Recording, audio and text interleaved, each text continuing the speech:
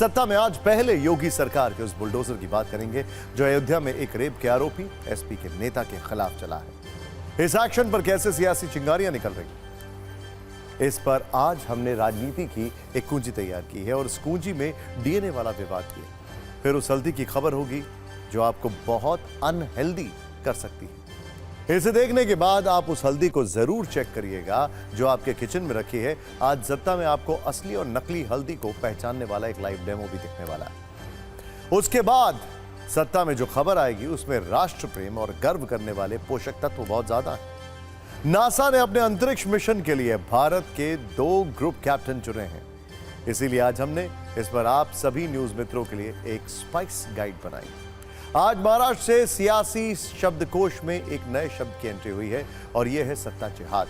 उद्धव ठाकरे ने आज गृह मंत्री अमित शाह को लेकर एक विवादित बयान दिया। साथ ही बीजेपी पर सत्ता जिहाद करने का आरोप लगाया। जवाब फडणवीस ने दिया और कहा कि उद्धव ठाकरे खुद औरंगजेब फैन क्लब के सदस्य हैं। क्या आप अभी भी माता पिता बनने का सपना देख रहे हैं? अपोलो फर्टिलिटी के साथ अपने माता पिता बनने का सपना पूरा करें। मुफ्त परामर्श के लिए 9953440671 पर कॉल करें। और वायनाड के रेड अलर्ट पर भी सत्ता का कलेश जारी है। कांग्रेस ने गृह मंत्री के खिलाफ विशेषाधिकार हनन की कार्रवाई की मांग की है। दरअसल अमित शाह ने संसद में दावा किया था कि वायनाड में लैंडस्लाइड से पहले केरल सरकार को 4 वार्निंग भेजी गई थी, लेकिन एक्शन नहीं हुआ। इस पर केरल के सीएम ने कहा कि केंद्र की ओर से कोई रेड अलर्ट नहीं आया। फिर कांग्रेस ने गृह मंत्री पर संसद को गुमराह करने का आरोप लगाया। हालांकि केंद्र की ओर से भी राज्यसभा में विस्तृत जवाब दिया गया है, जिसमें बताया गया है कि केरल सरकार के पास आईएमडी और जीएसआई की चेतावनी थी, फिर भी सरकार ने लोगों को बचाने के लिए एक्शन नहीं लिया। आज सत्ता में आपको सैलाब के संकट वाली मूसलाधार कुंजी भी दिखाएंगे। कैसे पहाड़, मैदान और एयरपोर्ट तक बारिश कदम कदम पर एक मुसीबत बन गई है। कोलकाता में तो एयरपोर्ट एक तरह से समुद्र पोर्ट जैसा दिखने लगा है। और सत्ता में एक ज्वलनशील कुंजी दंगे में जल रहे ब्रिटेन पर भी होगी, जहां 3 बच्चों की हत्या के बाद सड़कों पर जबरदस्त बवाल मचा। पुलिस स्टेशन जलाए जा रहे हैं और इस गुस्से की वजह से 17 साल का एक आरोपी है। पूरी खबर थोड़ी देर में हम आपके सामने लेकर आने वाले हैं। सत्ता की शुरुआत अपराध की उस खबर से करते हैं जिस पर लखनऊ से लेकर अयोध्या तक राजनीति का डीएनए टेस्ट हो रहा है।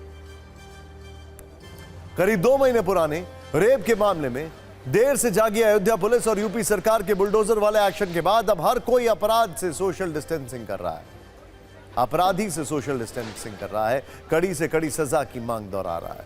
अयोध्या रेप केस में एक तरफ न्याय की मांग है तो दूसरी तरफ बुलडोजर वाला एक्शन, और इन दोनों के बीच में है डीएनए टेस्ट वाली राजनीति।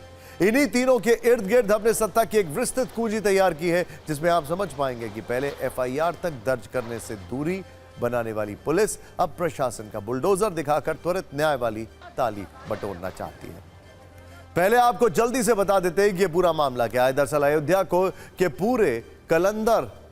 अयोध्या का जो है पूरा कलंदर थाना क्षेत्र में 12 वर्ष की एक बच्ची के साथ रेप के आरोप है। ये आरोप लगे हैं भदरसा नगर में समाजवादी पार्टी के नगर अध्यक्ष मोइन खान और राजू नाम के व्यक्ति पर। आरोप है कि मोइन खान और राजू ने इस बच्ची के साथ गलत काम किया और फिर उसका वीडियो बनाया और उस वीडियो के जरिए उसे ब्लैकमेल करके लगातार रेप करते रहे। पीड़ित बच्ची मोइन खान के रसूख से इतनी डरी हुई थी कि वो किसी को भी कुछ बताने की कोशिश में नहीं थी, वो बता नहीं रही थी। घर वालों को मामले की जानकारी तब हुई जब पीड़ित 2 महीने की गर्भवती हो गई। पीड़ित की मां का आरोप है कि वो बार बार पुलिस थाने जाती रही, लेकिन पुलिस ने मामला दर्ज नहीं किया। इसके बाद विश्व हिंदू परिषद और बजरंग दल और निषाद पार्टी ने पुलिस थाने में धरना प्रदर्शन शुरू किया। घटना की जानकारी सीएम को हुई तो पुलिस ने आरोपियों को गिरफ्तार किया। इस दौरान सीएम योगी आदित्यनाथ ने पीड़ित परिवार से मुलाकात की और विधानसभा में भरोसा दिलाया है कि किसी को बख्शा नहीं जाएगा। इसके बाद अब आरोपी मोइन खान की अवैध संपत्तियों को ढूंढ ढूंढ कर बुलडोजर चलाया जा रहा है। अब तक जांच में जो जानकारी सामने आई है उसके मुताबिक आरोपी मोइन खान का सरकारी तालाब की जमीन पर अवैध कब्जा था। उसने अवैध जमीन पर बेकरी बनाई थी जिसे आज बुलडोजर चलाकर तोड़ दिया गया। मोहित खान की बेकरी का लाइसेंस रद्द कर दिया गया है। राजस्व विभाग की टीम ने मोहित खान के एक और अवैध निर्माण का पता लगा लिया है। प्रशासन को मोहित खान के खिलाफ 6 जमीनों पर अवैध कब्जे की शिकायत मिली है। इन शिकायतों के बाद अब अयोध्या के बदरसा इलाके में बुलडोजर की परिक्रमा वाली गति तेज हो गई है और मोहित खान की अवैध संपत्तियों पर बुलडोजर के वार हो रहे हैं।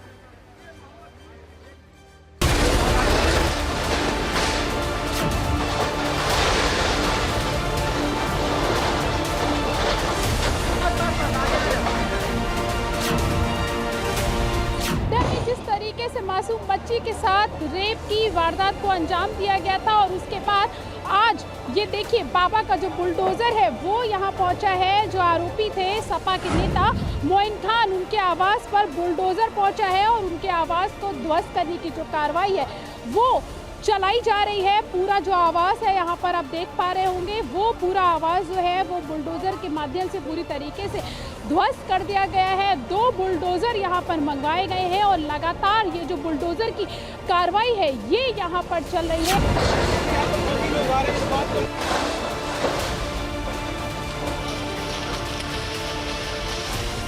ये पूरी जो जगह आप देख रहे हैं, ये पूरी जो जगह है ये यहाँ पर मोइन खान जो आरोपी है उसकी यहाँ पर बेकरी हुआ करती थी और इसी बेकरी में बुलाकर जो मासूम बच्ची है उसको बुलाया गया था सबसे पहले यहाँ पर और उसके बाद उसका जो गैंगरेप है वो यहाँ पर किया गया था। और ये पूरी जो बेकरी है उसमें बुलडोजर की कार्रवाई जो है वो शुरू हो चुकी है।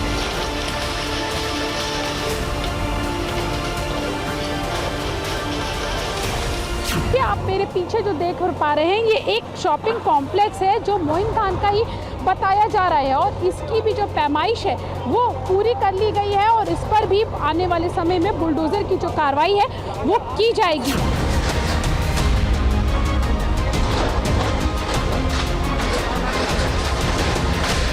मुख्य आरोपी है उसके ऊपर बुलडोजर एक्शन की कार्रवाई हुई है। उसके संपत्तियों के ऊपर देखिए किस तरीके से बेकरी है उसका ध्वस्तीकरण किया जा रहा है और ड्रोन से निगरानी रखी जा रही है। देखिए इसको पूरा रिकॉर्ड किया जा रहा है।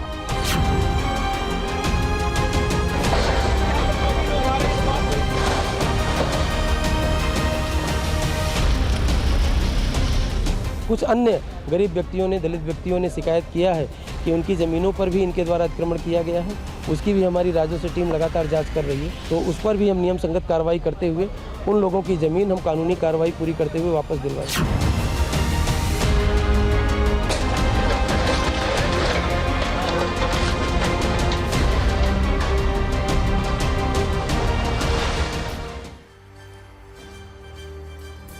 यहां तक तो मामला रेप, पुलिस के ढीले रवैये और बुलडोजर वाले एक्शन का था, लेकिन इस मामले में राजनीति का वाटर लेवल तब बढ़ गया जब रेप के आरोपी मोहित खान की तस्वीर अयोध्या से समाजवादी पार्टी के सांसद अवधेश प्रसाद के साथ वायरल हो गई। निषाद पार्टी के अध्यक्ष और यूपी में कैबिनेट मंत्री संजय निषाद पीड़ित परिवार से मिलकर आए तो भावुक हो गए। बीजेपी ने सीधे समाजवादी पार्टी को टारगेट किया और आरोप लगाया कि उनका संबंध आपराधिक तत्वों के साथ है। मुख्य आरोपी मोहित खान के समाजवादी पार्टी से जुड़े होने और अयोध्या के सांसद अवधेश प्रसाद के साथ उनकी तस्वीरों के बाद समाजवादी पार्टी पर हमले होने लगे हैं। सबसे पहले विधानसभा के अंदर सीएम योगी आदित्यनाथ ने कहा कि रेप का आरोपी समाजवादी पार्टी के सांसद के साथ घूम फिर रहा था, लेकिन पार्टी के नेताओं के मुंह में दही जमा है। जबकि अखिलेश यादव का कहना है कि जिन पर भी आरोप लगा है उनका डीएनए टेस्ट कराकर इंसाफ का रास्ता निकाला जाए।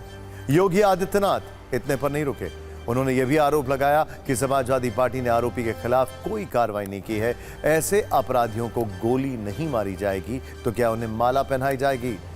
जबकि अखिलेश यादव ने कहा कि अगर डीएनए टेस्ट के बाद आरोप झूठे साबित हों तो सरकार के संलिप्त अधिकारियों को भी नहीं बख्शा जाए। यही न्याय की मांग है। कुल मिलाकर दोनों पक्षों ने इस मुद्दे पर राजनीति का अच्छा खासा ग्राउंड तैयार कर लिया है। अब मायावती भी इसमें एंट्री ले चुकी हैं। उन्होंने अखिलेश यादव के डीएनए टेस्ट से इंसाफ करने वाले बयान पर तीखा हमला किया और पूछा कि समाजवादी पार्टी की सरकार में कितने अपराधियों के डीएनए टेस्ट हुए। समाजवादी पार्टी के बचाव में कांग्रेस भी एक्टिव है। उसके नेता कह रहे हैं कि टारगेट करके कार्रवाई हो रही है। इन सब के बीच मोहित खान के साथ अपनी तस्वीर के वायरल होने पर अवधेश प्रसाद ने कहा कि 45 साल की राजनीति है, हर दिन 500 लोग सेल्फी लेने आ जाते हैं। इसका मतलब ये नहीं कि अपराध करने वालों से उनके रिश्ते हैं।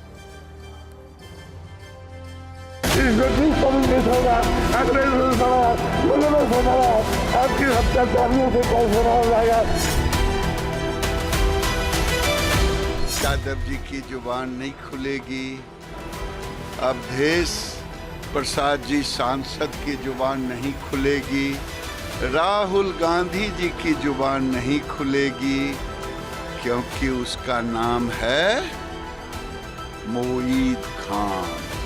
भारतीय जनता पार्टी इस पर राजनीति कर रही है, तो न्याय दिलाने में लगे और जो भी दोषी है उसके खिलाफ कार्रवाई की जाए। इसको और अच्छा आने के लिए डीएनए टेस्ट लगा लिया जाए, डीएनए टेस्ट करा लिया जाए।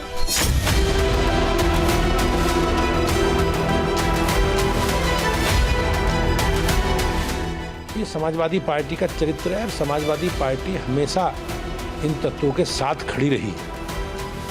लेकिन सरकार माननीय मुख्यमंत्री जी के नेतृत्व में एक कठोरतम कार्रवाई करेगी और ऐसी कार्रवाई करेगी जो नजीर बन सके। ये जानबूझ के टारगेट करके भारतीय जनता पार्टी के लोग कर रहे हैं।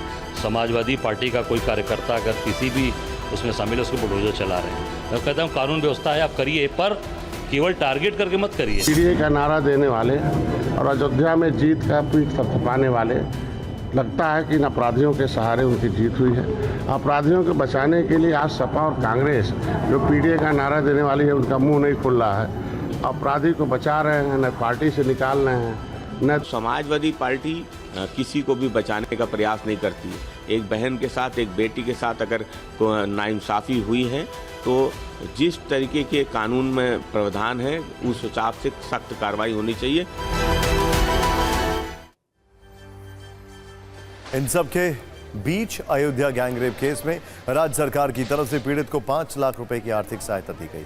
स्थानीय विधायक अमित सिंह चौहान ने पीड़ित के घर पहुंचकर उनके परिवार को 5 लाख रुपए का चेक सौंप दिया। एक तरफ राजनीति का बुलडोजर है जिसमें हर कोई अपने विरोधियों को कुचलने के लिए तैयार है, तो दूसरी तरफ यूपी सरकार का बुलडोजर है जो नाबालिग से रेप के आरोपी मोहित खान की अवैध संपत्तियों को मिट्टी में मिला रहा है।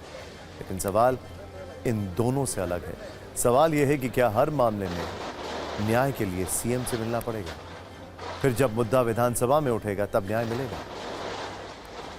अब राजनीति की सत्ता से खबरों के स्टीयरिंग को सीधे आपकी सेहत की सत्ता की ओर घुमाते हैं, क्योंकि हमारी अगली खबर आपके घर, आपके परिवार और आपके किचन से जुड़ी है। यह खतरे का ऐसा नोटिफिकेशन है जिससे सुनना आपके लिए आवश्यक है। आप सभी न्यूज मित्र अपने घरों में हल्दी का इस्तेमाल तो जरूर करते होंगे। सिर्फ घर ही नहीं, जो खाना आप किसी रेस्टोरेंट, होटल या ढाबे में खाते हैं उनमें से ज्यादातर में हल्दी जरूर होती है। लेकिन क्या आपको इस बात का हल्का सा भी इल्म है कि कोई हल्दी आपको अनहेल्दी कर सकती है? और इस वक्त वो हल्दी आपके किचन में भी हो सकती है। कहीं आप भी लेड वाली जहरीली हल्दी का इस्तेमाल तो नहीं कर रहे हैं? इस खबर को देखने के बाद एक बार चेक जरूर करिएगा। यानी अब आपके लिए खाने पीने वाला संकट और बढ़ गया है, क्योंकि अब हल्दी में भी मिलावट की खबर सामने आ गई है। वैसे आपको यह जरूर पता होगा कि हल्दी का इस्तेमाल सिर्फ खाने में ही नहीं किया जाता, बल्कि हल्दी को शुभ भी माना जाता है। आयुर्वेद में तो हल्दी को रामबाण औषधि कहा जाता है। दूध में हल्दी को न सिर्फ इम्यून बूस्टर मानते हैं, बल्कि ये कई बीमारियों को भी दूर करती है। इसी तरह हिंदू धर्म में हल्दी को पवित्रता और समृद्धि का प्रतीक माना जाता है। हिंदू रीति रिवाज से की जाने वाली शादियों में तो बाकायदा हल्दी की रस्म भी होती है। लेकिन मिलावट जीवियों के लिए अब यह हल्दी नोट छापने का मसाला बन गई है। और इसकी कीमत जानते हैं क्या है? आपकी सेहत, आपके अपनों की जिंदगी। इसीलिए अब हम आपको जो बताने जा रहे हैं उसे बहुत गौर से सुनिएगा। हाल ही में अमेरिका में स्टैनफोर्ड यूनिवर्सिटी के शोधकर्ताओं ने एशिया के 3 देशों में एक सर्वे किया। यह सर्वे हल्दी को लेकर था और इसके बाद जो रिपोर्ट जारी की गई वो बहुत ज्यादा चौंकाने वाली है। हल्दी के सैंपल 3 देशों में मौजूद 23 शहरों से लिए गए। इसमें भारत के पटना, गुवाहाटी और चेन्नई जैसे शहर शामिल हैं। पाकिस्तान के इस्लामाबाद, कराची और पेशावर जैसे हल्दी के सैंपल को भी कलेक्ट किया गया और इसी तरह नेपाल के काठमांडू से भी हल्दी के सैंपल जुटाए गए। उनकी जांच की गई और इस जांच में यह सामने आया कि ज्यादातर सैंपल में जहरीला लेड मिला हुआ है, वो भी तय मानकों से बहुत ज्यादा। 356 हल्दी के नमूने जमा किए गए थे और इसमें से 7वीं सदी नमूनों में लेड यानी सीसे की मात्रा ज्यादा थी। और चिंता की बात यह है कि इनमें से ज्यादातर सैंपल हैं वो भारत के हैं। भारत के 17 शहरों से लिए गए सैंपल्स में से पटना में 12 में से 11 सैंपल में लेड जरूरत से ज्यादा मिला है और एक सैंपल में तो लेड की मात्रा food safety standards authority of India के मानक जो है उससे 200 गुना ज्यादा थी। इसके अलावा भी दूसरे शहरों के भी हल्दी के कई सैंपल फेल हो गए, इसीलिए यह भी मुमकिन है कि आप भी उस मिलावट वाली हल्दी का इस्तेमाल कर रहे होंगे। इंटरेस्टिंग बात क्या है, अमेरिका ज्यादातर भारत के मसालों को लेकर टेस्टिंग करता रहता है। ज्यादातर अगर इसमें कुछ गलत है तो सीधे तौर पर वो चिंताजनक है, लेकिन अमेरिका ऐसा क्यों करता है? सोचिए, क्यों भारत के प्रोडक्ट्स पर अपने कॉपीराइट लेने की कोशिश करता है? सोचिए, जीएम फूड्स जिसने बनाए, जिसने पूरी दुनिया में फास्ट फूड और प्रोसेस्ड फूड बेचा है, वो हमें ज्ञान दे रहा है। हालांकि इसमें चीजों की मिलावट गलत है, ये हम एग्री करते हैं, लेकिन आज आपकी इस समस्या का सत्ता में समाधान भी है। असली और नकली हल्दी को आप कैसे पहचान सकते हैं, इसका हम आपको एक लाइव डेमो दिखाने वाले हैं। लेकिन पहले यह समझिए कि मिलावट जीवी इस जहरीली हल्दी को तैयार कैसे करते हैं और कैसे लेड आपको बीमार नहीं बल्कि बहुत बीमार कर सकता है। दरअसल हल्दी के रंग को चमकदार करने के लिए उसमें लेड क्रोमेट का इस्तेमाल किया जाता है, जो कि बहुत जानलेवा हो सकता है क्योंकि यह हल्दी को जहर बना देता है। इसके अलावा हल्दी को ज्यादा समय तक सुरक्षित रखने के लिए उसमें खाद्य पदार्थों में प्रतिबंधित कास्टिक सोडा और केमिकल्स का इस्तेमाल किया जाता है, जबकि हल्दी की फसल को बचाने के लिए बहुत सारे कीटनाशकों का प्रयोग किया जाता है जो बेहद हानिकारक है। और इन कीटनाशकों का ओरिजिन अगर आप देखेंगे तो कहीं ना कहीं अमेरिका आपको मिल जाएगा। खैर, शोधकर्ताओं के अनुसार हल्दी में मिले ये केमिकल कई शख्स को घर से अस्पताल तक बहुत आसानी से पहुंचा सकते हैं। कई लोगों को इसमें सबसे ज्यादा खतरनाक है लेड। लेड की तरह की जहरीली धातु, एक तरीके की जहरीली धातु है जो शरीर में जाने के बाद खून के जरिए सर्कुलेट होता है। लेड शरीर में जाने के बाद थकान, पेट में दर्द और एनीमिया के लक्षण दिखा सकता है। इसके अलावा लंबे वक्त तक इसके इस्तेमाल से किडनी और लिवर खराब होने का रिस्क है। ये बच्चों के दिमाग पर बहुत तेजी से असर करता है और उनकी सीखने की क्षमता पर नकारात्मक प्रभाव डालता है। इसके अलावा लेड शरीर में होने से गर्भवती महिलाओं में मिसकैरेज का खतरा बहुत ज्यादा हो जाता है और अगर समय पर लेड का इलाज नहीं किया जाता है तो आने वाले वक्त में यह कैंसर तक बन सकता है। अब ये लेड वाली हल्दी कैसे आपकी सेहत की सत्ता बिगाड़ सकती है, इस पर हम आपको एक रील दिखाते हैं। इसके बाद असली और नकली हल्दी वाला एक लाइव डेमो देखिएगा।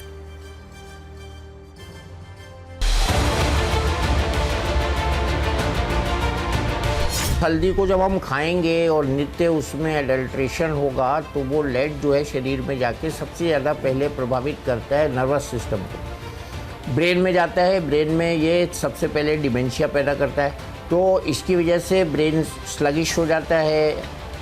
हम सामने खड़े हुए आदमी का नाम नहीं पता लगा पाते और नसों पे भी इसका प्रभाव पड़ता है, जिसको हम न्यूरोपैथी कहते हैं। जैसे हाथ पैर में सुन लेना, झंझनाहट होना, सुई सी चुभना, नसों की तकलीफ हो जाती है। तो ब्रेन और नसों की तकलीफ ये नर्वस सिस्टम का साइड इफेक्ट है। फिर ये एब्जॉर्ब होकर लीवर में जाता है, तो लीवर टॉक्सिसिटी करता है। और लीवर आजकल हम लोगों का सबका देखने में आ रहा है कि सबको फैटी चेंज आ रहा है, अल्ट्रासाउंड में लीवर टॉक्सिसिटी हो रही है, भूख कम लग रही है लोगों को, और जनरल हेल्थ उसकी वजह से लीवर, क्योंकि उसका नाम ही इसलिए लीवर है कि पूरी बॉडी की हेल्थ को कंट्रोल करता है, वो ख़राब हो रही है। इसके अलावा कुछ लोगों को इससे एलर्जी हो जाती है, वो एक्यूट एलर्जी होती है, या अगर एलर्जी नहीं होती है तो श्वसन तंत्र को नुकसान करता है, रेस्पिरेटरी सिस्टम को नुकसान करता है। और जो सबसे ज़्यादा इसका नुकसान होता है वो जब ये किडनी के थ्रू बाहर निकलता है, तो एक तरह की किडनी डैमेज करता है। और सत्ता में वक्त है उस टेस्ट का जिससे आप नकली और असली हल्दी में फर्क पहचान सकते हैं। हल्दी में लेड क्रोमेट मिला है या नहीं, इसका पता लगाने के लिए FSSAI ने एक वीडियो शेयर किया है। इसमें आपको 2 ग्लास में पानी लेना है। अब उसमें खड़ी यानी कि साबुत हल्दी को डालकर रखना है। अगर ग्लास के पानी का रंग एकदम साफ रहता है तो मतलब हल्दी शुद्ध है, लेकिन अगर हल्दी का रंग छूटता है और पानी का रंग पीला होने लगता है तो समझ जाइए कि हल्दी में मिलावट है। इसी तरह से आप भी अपने घर में रखी हल्दी की पहचान कर सकते हैं कि वो असली है या फिर मिलावट जीवियों ने उसमें कोई खेल किया है। लेकिन जो पिसी हुई हल्दी है उसमें क्या करेंगे। खैर, अब अगली खबर की रुख करते हैं। सत्ता में अब बात करते हैं उस खबर की जिसमें आतंकियों के लिए मौत लिखी है। आतंकवाद को जड़ से मिटाने के लिए गृह मंत्रालय विलेज डिफेंस गार्ड्स को ऑटोमेटिक हथियार देने की मंजूरी दे चुका है। इसके तहत अब पुरानी 303 राइफल्स को SLRS जैसे बेहतर हथियारों से बदला जाएगा। ये जो आपके सामने पहले थी वो 303 थी, ये है इंसास। खैर, इसी दौरान विलेज डिफेंस गार्ड्स को जम्मू कश्मीर पुलिस की ओर से हथियार चलाने की ट्रेनिंग दी जा रही है, जिसकी तस्वीरें आप टीवी स्क्रीन पर देख रहे हैं। कश्मीर की सुरक्षा का ख्याल रखते हुए हम इस गांव का नाम नहीं बता रहे, इन लोगों की आइडेंटिटी भी आपको नहीं बताएंगे, क्योंकि इस खबर में गांव वालों की सुरक्षा का ध्यान रखना जरूरी है। आतंकियों से लड़ने के लिए, आतंकियों के खात्मे के लिए गांव वालों का जोश कितना है आप इन तस्वीरों में देख सकते हैं। वो ऑटोमेटिक हथियारों के साथ ट्रेनिंग कर रहे हैं। ये तस्वीर आज पाकिस्तान को जरूर देखनी चाहिए। इसके अलावा पाकिस्तान में बैठे आतंक के उन आकाओं को भी ये वीडियो देखना चाहिए जो कश्मीर में अपने आतंकियों को भेजते हैं। अगली बार किसी आतंकी को भेजने से पहले इन्हें सोचना होगा कि अगर वो आतंकी इन गांव वालों के निशाने पर आ गया तो उसका क्या हाल होगा। सीधे जहन्नुम का टिकट कट जाएगा। बड़ी बात यह है कि आतंकी पहले अलग अलग क्षेत्रों में गांव वालों के लोकल सपोर्ट के भरोसे यहां चिपते थे और सुरक्षा बलों को चकमा देते थे, लेकिन अब वही गांव वाले आतंकियों के खात्मे के लिए ऑटोमेटिक हथियार उठा चुके हैं। और इससे क्या होगा ये भी जानिए। आतंकियों ने गांव में कदम रखा तो मारे जाएंगे। आतंकी गांव में आएगा तो लाश बनकर जाएगा। गांव वाले आतंकियों को अब सपोर्ट नहीं, गोली देंगे। कश्मीर के गांव में ऑटोमेटिक हथियार आ चुके हैं, जिसके सामने आतंकियों की AK-47 राइफल भी उन्हें मौत से नहीं बचा पाएगी। अगले 104 सेकंड में देखिए कि आखिर ये कैसे संभव हो पाएगा।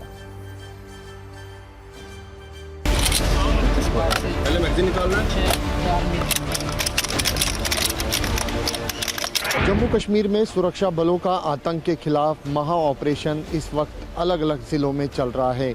वहीं 90 के दशक में आतंक को ख़त्म करने के लिए सबसे बड़ी मेन भूमिका जो है वो इन्हीं VDG के सदस्यों ने निभाई थी।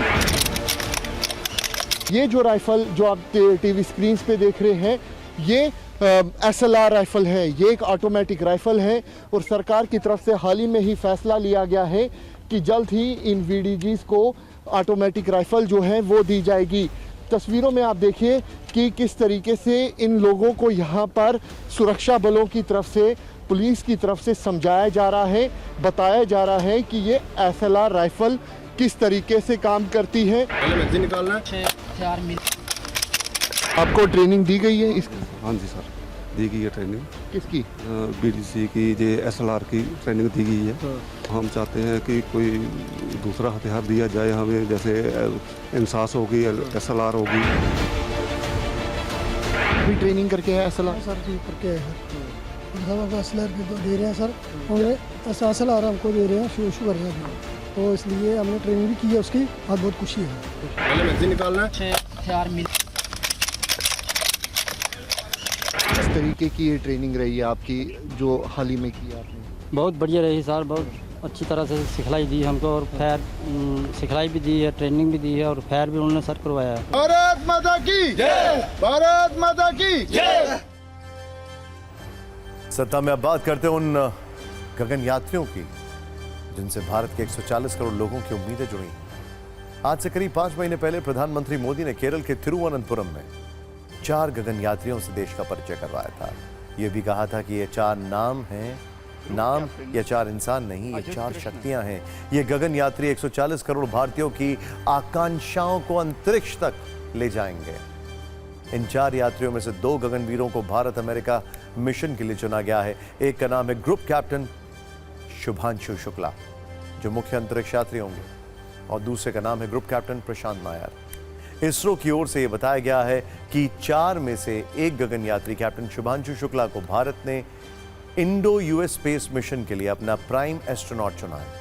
भारत की स्पेस एजेंसी इसरो ने 2 अगस्त को इसकी जानकारी देते हुए यह भी कहा कि कैप्टन प्रशांत नायर बैकअप के तौर पर इस मिशन का हिस्सा होंगे। नेशनल मिशन असाइनमेंट बोर्ड ने शुभांशु और प्रशांत का चयन किया है। सबसे बड़ी बात यह है कि इंडो यूएस स्पेस मिशन से भारत को अपने आगामी गगनयान मिशन को पूरा करने में मदद मिलेगी, जिसमें ये चारों गगन यात्री शामिल रहेंगे। यह हर हिंदुस्तानी के लिए गर्व का विषय है कि भारत के अंतरिक्ष यात्री अमेरिका के साथ मिलकर इंटरनेशनल स्पेस स्टेशन जाएंगे। दरअसल HSFC यानी भारत के मानव अंतरिक्ष उड़ान केंद्र ने स्पेस स्टेशन जाने के लिए अमेरिका की एजेंसी के साथ समझौता किया है। दोनों गगनयात्री इस मिशन का हिस्सा होंगे। हालांकि इसकी तारीख का ऐलान अभी नहीं हुआ है। दोनों गगनयात्रियों की इसी हफ्ते ट्रेनिंग शुरू हो जाएगी। अमेरिका में एक्सियोम 4 मिशन के लिए यह ट्रेनिंग दी जाएगी। स्पेस मिशन के दौरान चुने गए गगनयात्री साइंटिफिक रिसर्च करेंगे और अलग अलग तकनीकों को परखेंगे।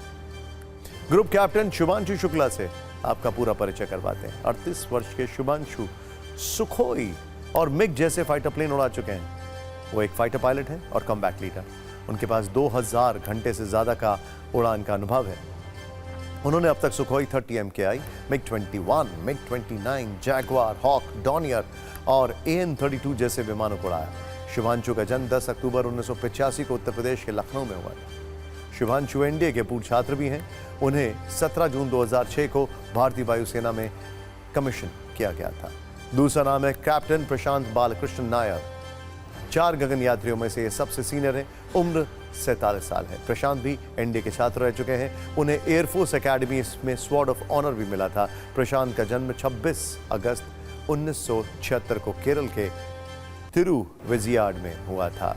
उन्हें 19 दिसंबर 1998 को भारतीय वायुसेना की फाइटर स्ट्रीम में कमीशन दिया गया था। ग्रुप कैप्टन नायर क्लास ए के फ्लाइट ट्रेनर हैं। उनके पास 3000 घंटे से ज्यादा की उड़ान का अनुभव है। उन्होंने Sukhoi 30 MKI, MiG-21, MiG-29, hoc, Dornier और AN-32 एयरक्राफ्ट भी उड़ाए।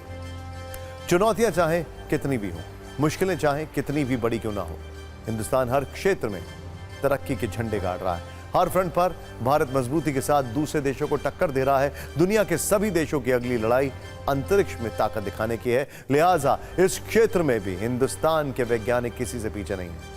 इसका सबसे बड़ा प्रमाण मिशन गगनयान है। आपको बता दें कि मिशन क्यों खास है। यह भारत का पहला मानव युक्त अंतरिक्ष मिशन है। भारत जल्द ही अंतरिक्ष में भेजेगा अपना गगनयान। 4 एस्ट्रोनॉट को अंतरिक्ष में भेजने की प्लानिंग है, जिनसे हमने आपका परिचय करवाया। अंतरिक्ष में 3 दिनों के लिए मिशन लॉन्च होगा। गगनयान के 2025 तक लॉन्च होने की उम्मीद है। शुरुआती चरण इसी साल पूरे किए जाएंगे। इस साल 2 मानव रहित मिशन अंतरिक्ष में जाएंगे। इसरो ने मिशन की टेस्टिंग पिछले साल की थी। साल 2018 में पीएम मोदी ने मिशन की घोषणा की। सत्ता में अब हम न्यूज मित्रों को एक ऐसी तस्वीर दिखाते हैं जिसे देखकर हो सकता है कि आप थोड़ा सा कंफ्यूजन आपके मन में हो कि आप एयरपोर्ट देख रहे हैं या पोर्ट। यह कंफ्यूजन इसलिए हो सकता है कि आपकी टेलीविजन स्क्रीन पर विमान तो दिखेगा, लेकिन रनवे नहीं दिखेगा। जहां विमान खड़े होते हैं, बल्कि वहां विमान पानी में खड़ा दिखेगा। विमान के पहिए डूबे हुए दिखेंगे। ऐसा लगेगा जैसे विमान तैर रहे हैं, यानी एयरपोर्ट ना होकर पोर्ट वाली स्थिति। ये वीडियो कोलकाता के नेताजी सुभाष चंद्र बोस इंटरनेशनल एयरपोर्ट का है। यहां कल रात भर इतनी बारिश हुई है कि एयरपोर्ट कैंपस और उसके रनवे पर कई फीट तक पानी भर गया। मौसम विभाग के मुताबिक कुछ ही घंटों में 192 मिलीमीटर बारिश के कारण पूरा एयरपोर्ट पानी हो गया। इस वजह से 3 उड़ानों को रद्द करना पड़ा है। पानी से लबालब भरे रनवे का वीडियो वायरल है। रनवे पर विमान, पैसेंजर बस, बोर्डिंग स्टेप समेत कई गाड़ियां दिख रही हैं।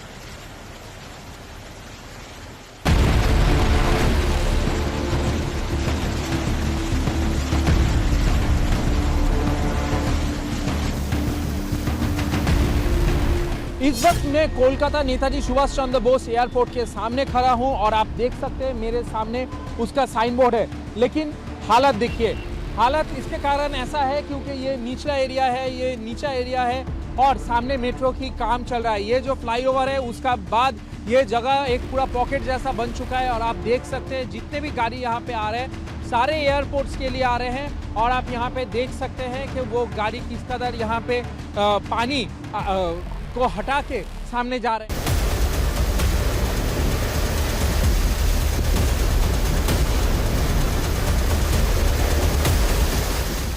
यहाँ पे इतना पानी जमता है। हाँ, यहाँ पानी जम। ये मेट्रो के काम के लिए ज़्यादा जम रहा है क्या इस बार? हाँ, इस बार ज़्यादा जम रहा है। इस बार ज़्यादा जम रहा है। मेट्रो का काम के लिए जम गया। सारे नाला बंद हो चुके हैं। हाँ, इसलिए पानी इतना जमा, इतना पानी नहीं जमा।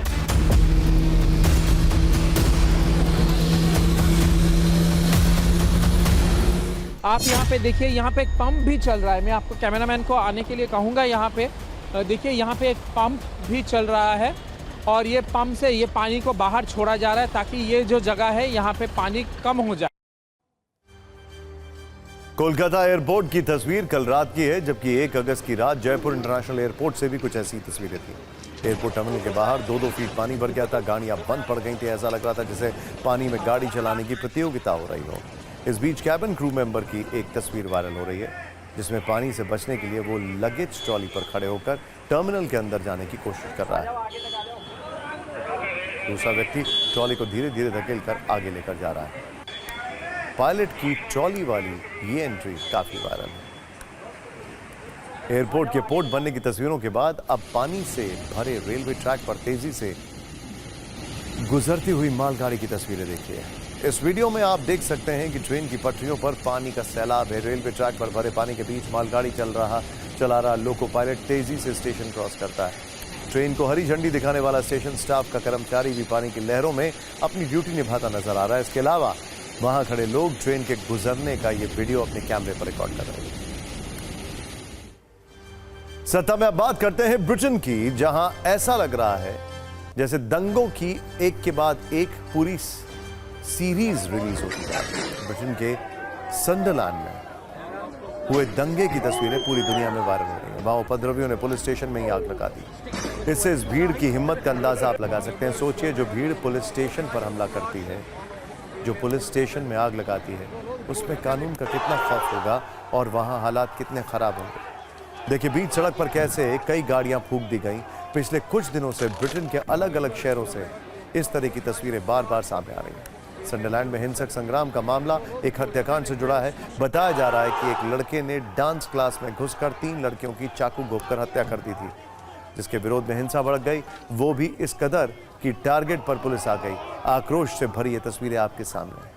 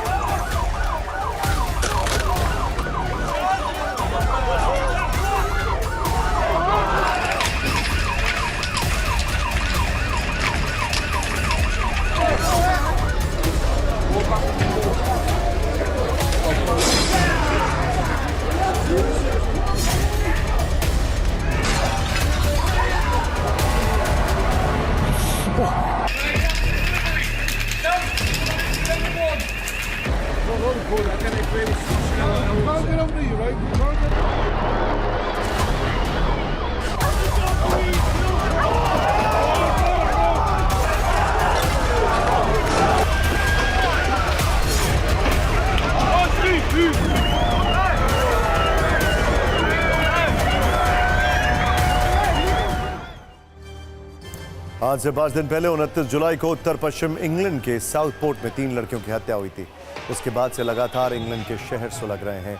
चाकूबाजी की वारदात साउथपोर्ट के हार्ट स्ट्रीट पर स्थित हार्ट स्पेस स्टूडियो में हुई थी। इस घटना के विरोध में शहर के बीचों बीच शांतिपूर्ण जुलूस निकाला गया था, जिसमें 1000 से अधिक लोग श्रद्धांजलि देने पहुंचे थे। इसी दौरान जुलूस में शामिल एक समूह शहर की मस्जिद के पास जमा हो गया और उस पर पत्थर, बोतलें और पटाखों से हमला कर दिया। और अब दंगे की आग में ब्रिटेन के शहर जल रहे हैं। आपको तारीख के साथ शहर और दंगे की जानकारी देते हैं। 30 जुलाई को साउथपोर्ट और लिवरपूल में हिंसक प्रदर्शन हुआ था। इसके बाद 31 जुलाई को मैनचेस्टर, हार्टलेपुल, लंदन और एल्डरशॉट में उपद्रवियों ने हंगामा किया, पुलिस के सामने प्रदर्शन किया। 2 अगस्त को यानी कल रात सन्डरलैंड में पुलिस स्टेशन में